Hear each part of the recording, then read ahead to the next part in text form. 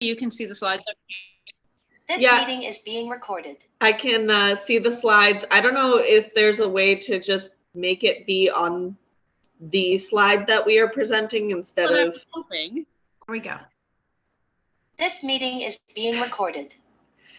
All right, welcome everyone. Thank you all for joining us this evening. I wanted to touch on a topic about the common signs of stress that we see in dogs and how we can help them overcome stress when we see the signs.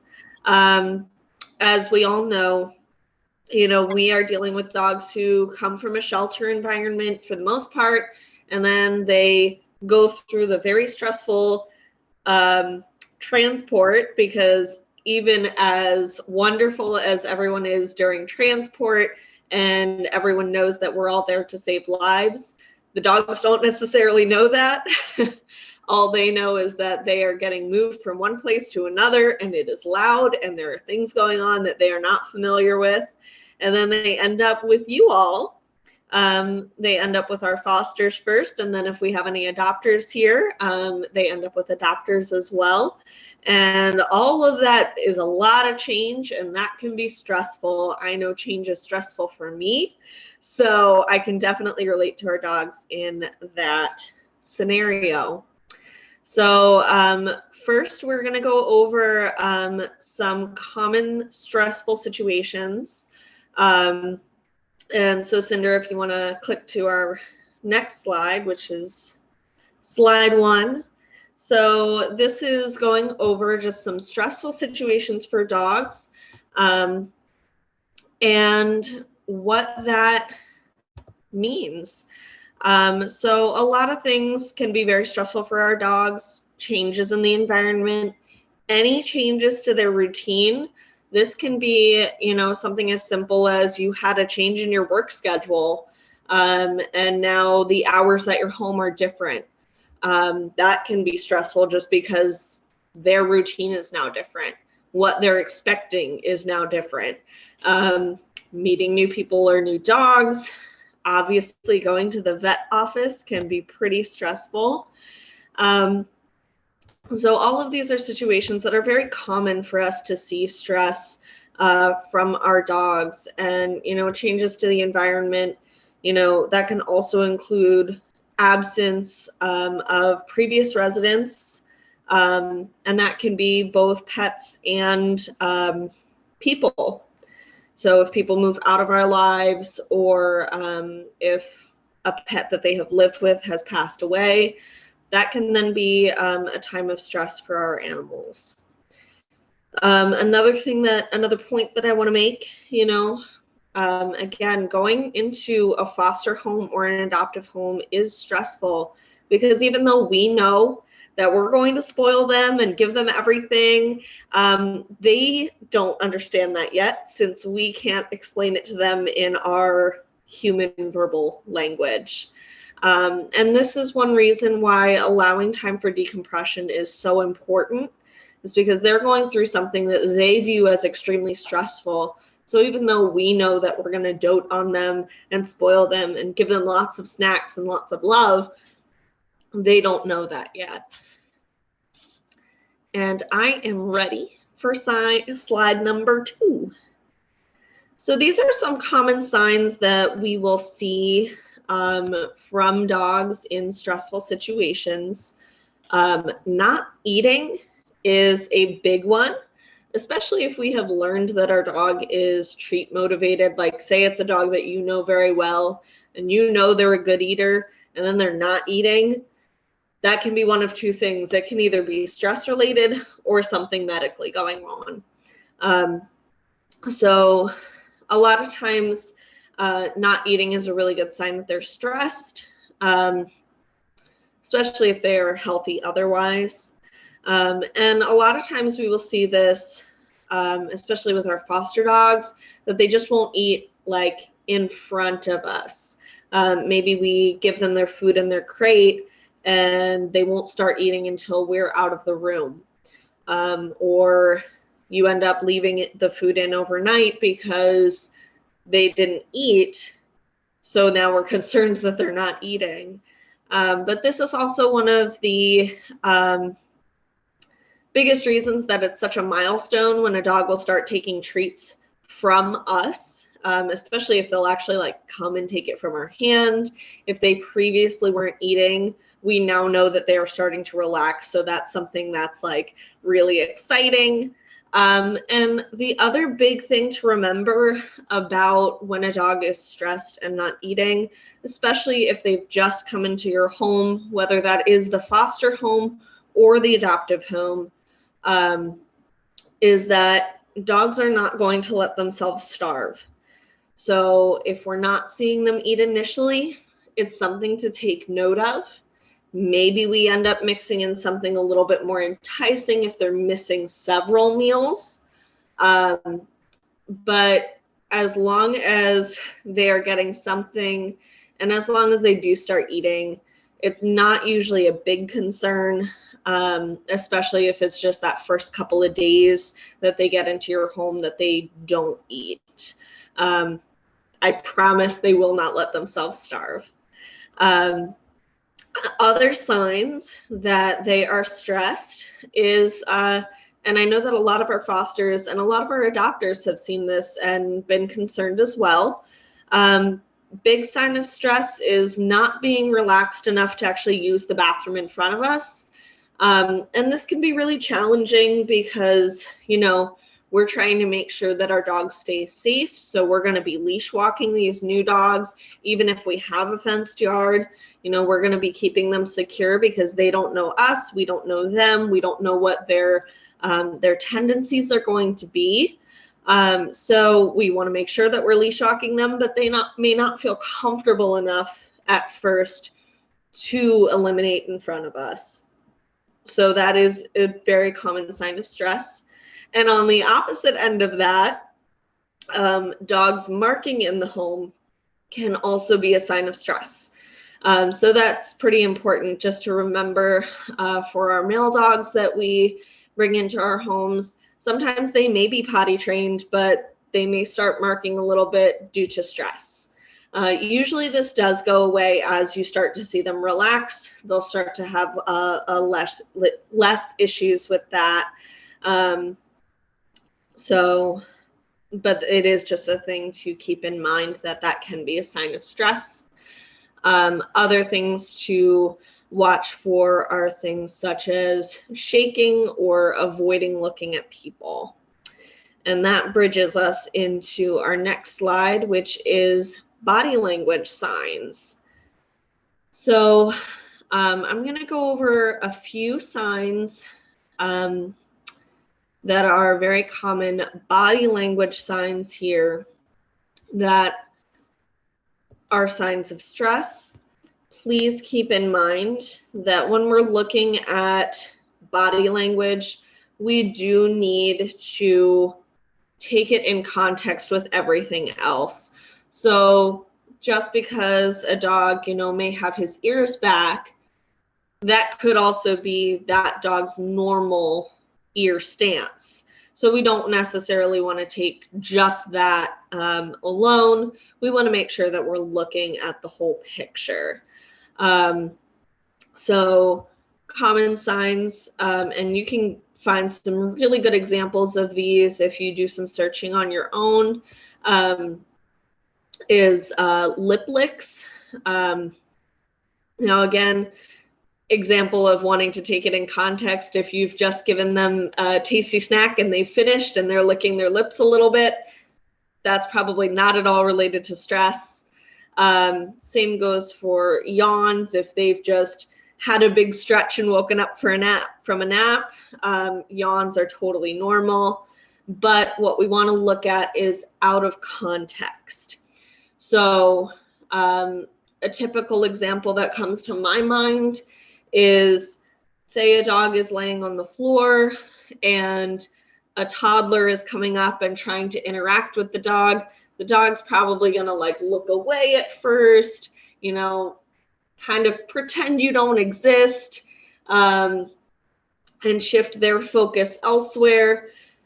In that circumstance, if the toddler is persisting even though, you know, they're turning away and trying to disengage in their dog body language, which is hard for us humans and especially children to pick up on, because it is something that we have to be taught. It's not something that comes instinctually for us as it does for other dogs.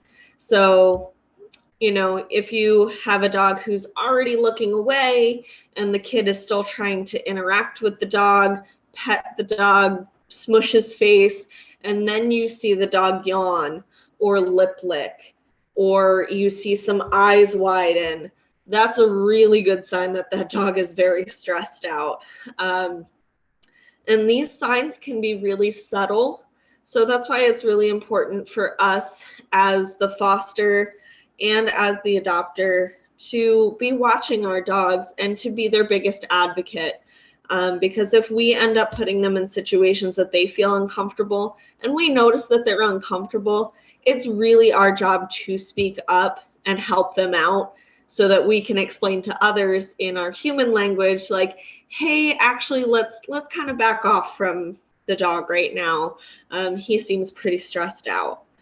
And that way our dogs don't have to escalate any further, because we have taken their signs of stress and interpreted for other people. So that being said, what can we do when we notice signs of stress? This will be on our next slide.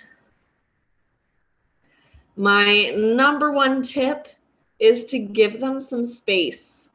Oftentimes, you know, it's our instinct when we see a dog who's timid, that we, as our humans, you know, we want to touch, we want to coddle, we want to comfort them the way we would a human child. It's just our human instinct that when we see them, you know, shaking, think typical ASPCA commercial, you know, what do you want to do? When those images are presented to us, we're like, oh my gosh, I just want to hold you and snuggle you and tell you that everything's going to be okay. When, you know, honestly, for most dogs, that's going to cause more stress than actually giving them some space to allow them the time to adjust on their own and then come to us when they feel comfortable with touch. It's really important that they feel that they have that opportunity to engage with us and to choose to engage with us, instead of us trying to force ourselves, even in the best of intentions, on them. So this also comes into play in particular if a dog is hiding or already cornering themselves. We don't want them to feel cornered any further, because those are times that they can escalate in their behavior to a growl or a snap or something to that effect, because they've given themselves no place else to go. So if we encroach on their space further and don't allow them that room to feel that freedom that they could exit that scenario if they felt like they wanted to, that could definitely cause some more stress for them. So giving them some space, even though it can be really hard to try and be hands off at first, because we want to just pet them and love on them and make them feel at home. But the best way we can do that is by giving them some space. And one of the best ways that we can give them space is to provide them with a safe space. So I like to recommend having a crate, and, you know, our fosters have, you know, good decompression guidelines for keeping them crated initially. And then once they start to get a little bit more comfortable, continuing to give them that space, but maybe having the door open so that they can go in and out as they please, can be a really good benefit for the dog to feel like that is their space and to feel a little bit more comfortable because then they know that that's a space that they can retreat to when they do feel stressed out. Something else that we can do when we are working to decrease their stress and trying to build a bond, especially with some of our more shy or timid dogs, is offering high value treats from a distance, or some high value food such as wet food. And this can entice them. So what I've done on numerous occasions, now a lot of my experience is from working with dogs in the shelter. So that is a high stress environment, and they don't know me, I don't know them. So one of my biggest things that I have done to build bonds and build trust with dogs who are feeling stressed is spending 10-15 minutes just sitting, talking to them, and tossing them high value treats. Now, when I say high value treats, I usually think the stinkier the better. Because usually to a dog, something that actually has a scent to it is going to be far more enticing than their kibble.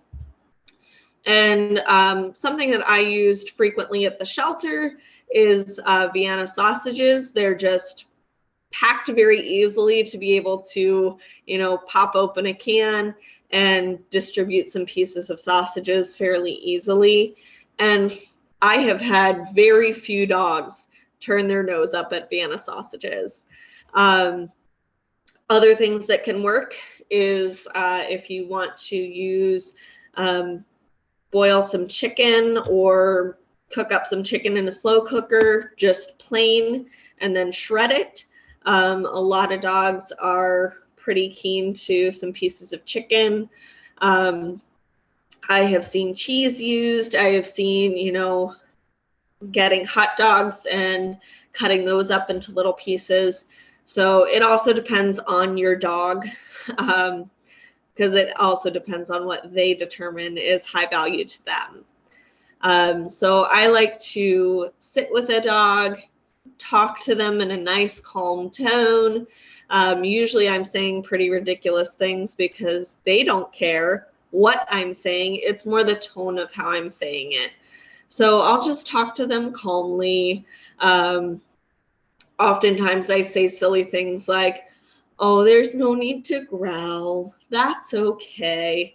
We're going to be friends. You just don't know it yet." And the whole time that I'm doing this, I'll just toss a treat. And I'm avoiding eye contact because eye contact can be offensive to dogs. So if they feel stressed, that can just make it a little bit worse.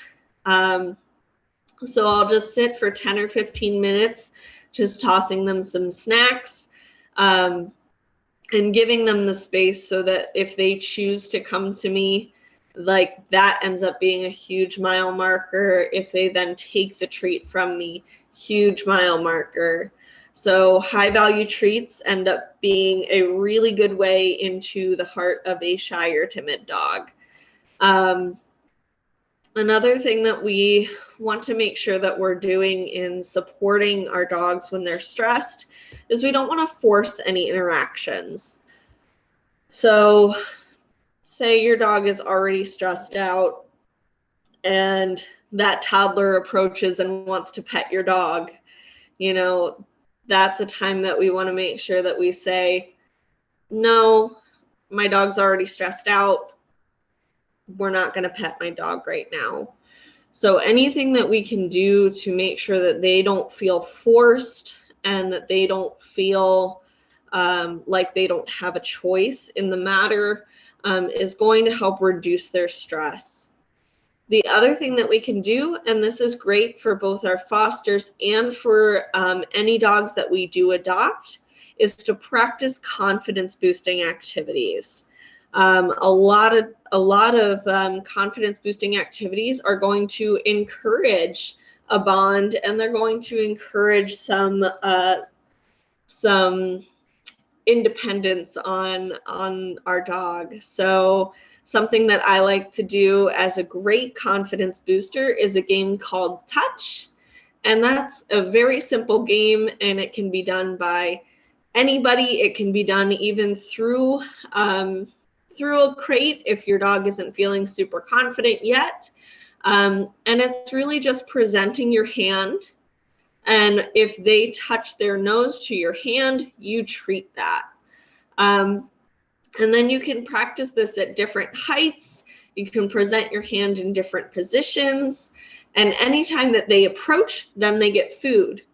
So what this ends up doing is it ends up being really great for dogs to know that if they approach, they may get a snack, which means approaching people becomes something positive for them. And they make that positive association.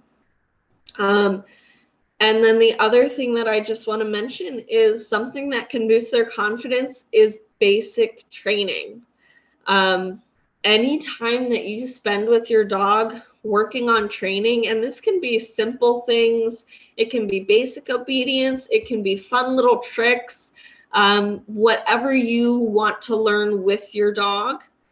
Time spent training strengthens the bond between the person and the dog.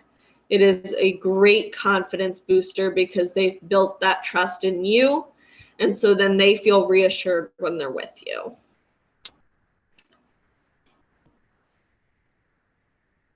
So now that we have gone through a little bit of rapid fire, because I can't slow myself down, of stress, what it looks like, and what we can do to help, I would like to open it up to questions and see what you guys have to say.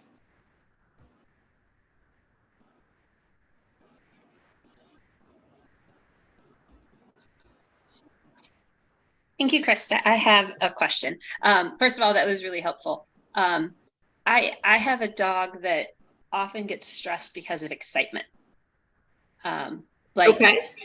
Driving to go take a walk. He's shaking, he's barking ferociously at any dog out the window, whereas normally he won't do that. So it's more just, I guess maybe it's the same type of stress, I don't know. But any tips on that and helping him calm himself down? So are you saying that this is when he's in the vehicle, or is it? It basically is from the moment he gets up in the morning, because we usually walk first thing. So he's pretty on edge. I would use the word more like aroused. Okay. Right. Then so it's not like the ears back, not looking at you stress. It's more of the, oh, you walk towards me, I'm going to jump. And just the overreacting to everything type of stress. Yeah, absolutely. So one thing that you can practice, and so what you're going to want to do first is you're going to want to practice with limited distractions first, because it's very hard for them to learn something new when they're already overstimulated. So if you're saying that this is starting first thing in the morning when you guys are getting up, try to ignore him at first. Is he in a crate or something to start with, or does he stay in a room with a gate? He sleeps in the guest room. He sleeps in the guest room. That's his crate, yeah. Gotcha. Perfect. So I'm guessing he has like a baby gate up to keep him in the room. I can close the door. Okay, door is closed. Door is closed. If you can, I would recommend utilizing a baby gate unless he can jump them. I don't know if he's a jumper, but that way you're going to practice you staying calm and level when you're greeting him. And if you can utilize a baby gate, one thing that I would recommend doing is practicing approaching the gate. And if he stays in a sit, then he gets treated and gets greeted. If he starts jumping up and acting a little nutty, you walk away and try again. So that he is learning, and this takes a lot of practice, so it's going to take a while to get there, But what you're going to need to do is have him learn that he does not get that interaction unless he is calm. So that it, like I said, it takes a lot of repetitions. It also takes everyone working on the same thing to be consistent so that he knows that it is the same expectations for everyone. And then the other tip that I would recommend for you is to work on a focus cue with him so that when you guys do go out and about, so you've already got this focus cue down with limited distractions, then when you start adding some distractions, then you can get him to turn that focus back to you instead of being so amped up. But it does take practicing that skill, say, in the home where it's a lot less, other dogs, this and that and the other going on, so that he can have that good foundation before you're expecting it from him with all these other distractions. That makes sense. And so the focus cue is basically just a word that gets him to focus. Like, I just want to see his eyes. Yeah, absolutely. Okay. And see, this is what's really interesting is when we're working on training and we're working on building that bond so that our dogs can focus on us. Sorry, it got a little dark in here. So that our dogs can focus on us, we are encouraging eye contact, which is really interesting because then in dog world and when they're stressed, we don't want to give eye contact. But when we're working on a cue like this, we do want to encourage that eye contact. And a really easy way to start it is by taking whatever treat, making sure they're following it, and then sitting it right here in front of your nose. And then as soon as you have that eye contact, mark that and treat it. You won't want to give it a cue name at first. You'll just want to mark the behavior and treat it. And anytime he gives the eye contact, and make it really easy at first, anytime he gives the eye contact, mark that, treat him. And then when you start making it a little harder, you'll want to leave the treat, say, off over here. But then when he lets his focus come back to you, mark that and treat it.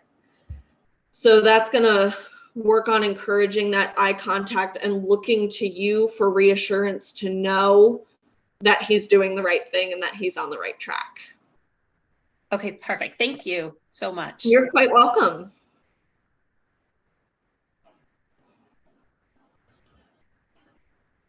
Does anybody else These have are fun questions? for you guys, so. I'm going to pause the recording since there's pauses, but great presentation, Krista. Oh, thank you so much.